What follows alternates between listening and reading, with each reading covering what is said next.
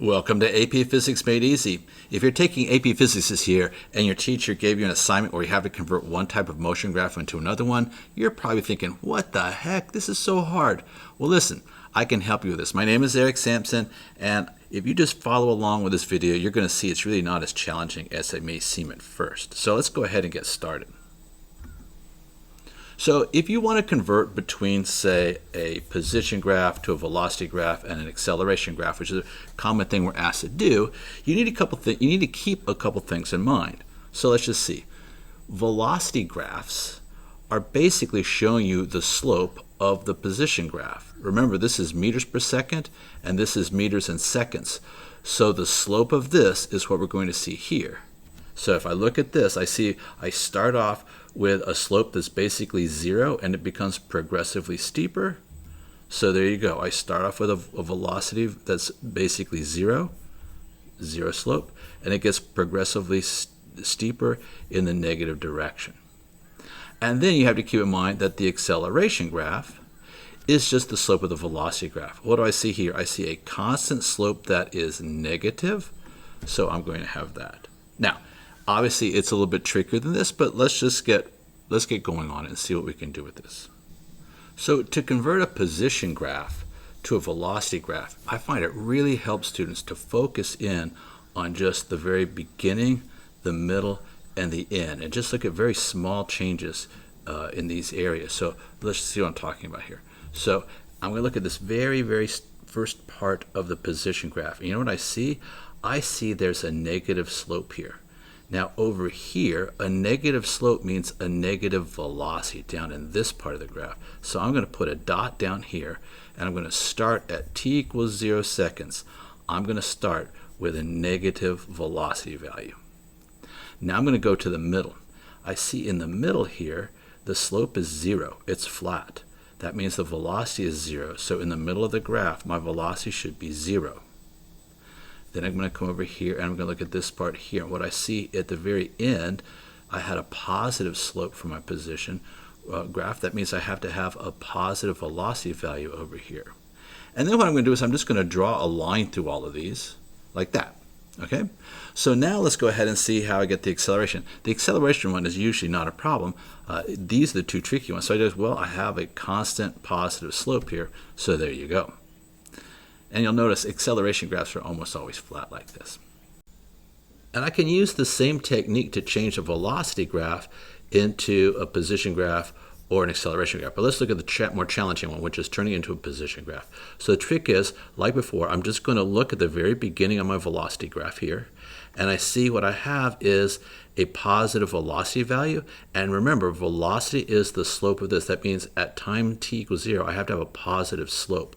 So I'm just going to draw a little positive slope here near t equals 0.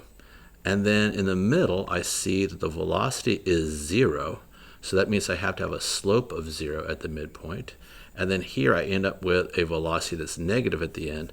So I have to have a negative slope at the end here. And then I just basically connect it and turn it into a curve like that. Now, if I want to go to acceleration, it's really not very challenging. I say, well, I have a constant negative slope here, so there's my acceleration. Now, the thing is, a velocity graph, it only communicates what the slope is for the position graph, but it doesn't give me any information about what the position is, just how the position is changing. So whereas before I had this slope here, this graph here, where my t equals 0 was a negative value for position, but I could just as easily have it here or even higher. It doesn't. The point is, I don't know where this is. I just know the shape it has. So it's okay if you draw it one way and one of your teammates draws it a different way.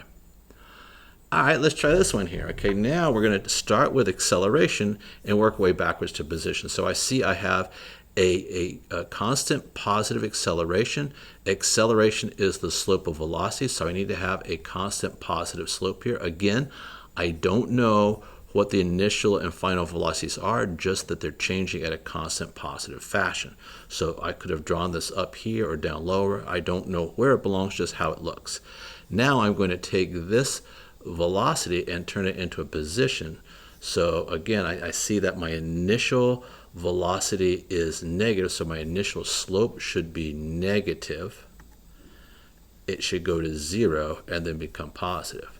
And another thing, you can always cheat a little bit. Remember, I can say, well, I look at this here, and what I see is a positive slope. That means I have a positive acceleration. That means a smile is positive. All right, now we're going to get a little bit tricky here, so buckle up, all right? So let's try this. This one is a rather challenging one. A skydiver steps out of a stationary helicopter and begins to accelerate downwards at g, 10 meters per second squared.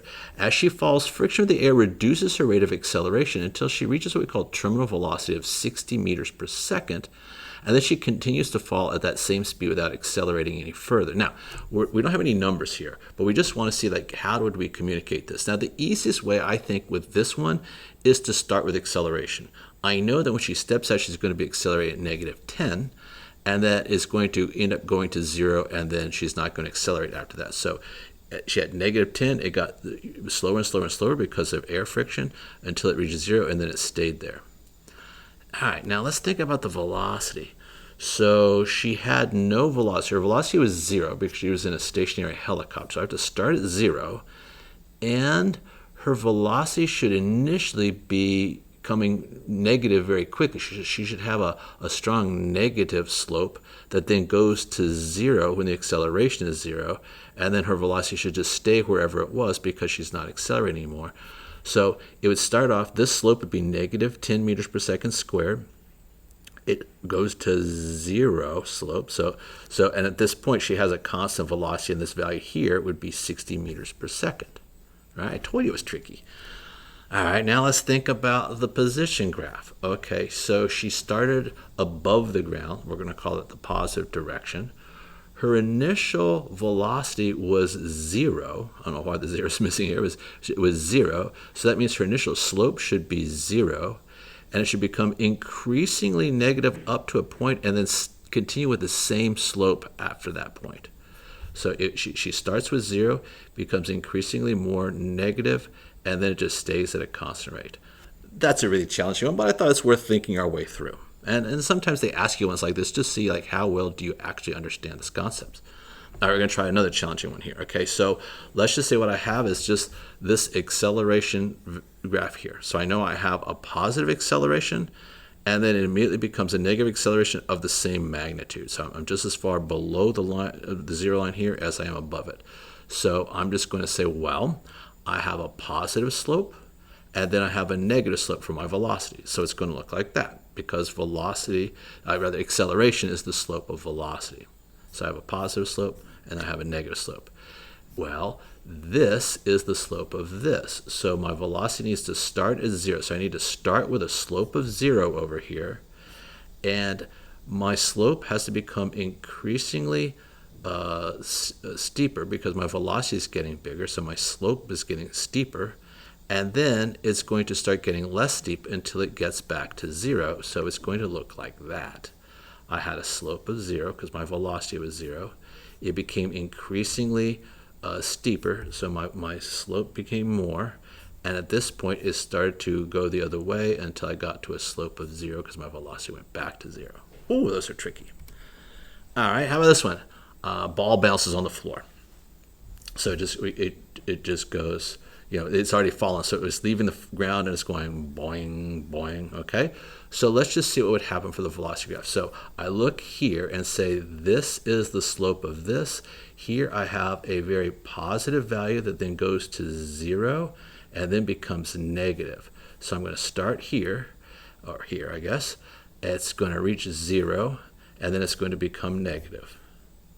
But look what happens next. It immediately goes from being very negative to very positive in a very, very short time period, almost instantaneous to my eyes. So basically, I have to jump back up to a very positive velocity, the same positive velocity I started with, it seems like. And then it's going to repeat what it did before. It's going to slow down and stop and then become negative.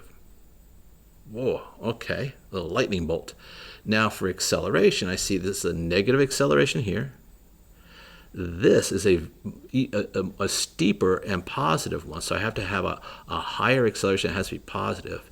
And then this is the same one because it's just basically 9.8 meters per second squared. As always, thanks for watching. If you like this video, remember, like this video. Consider leaving me a comment.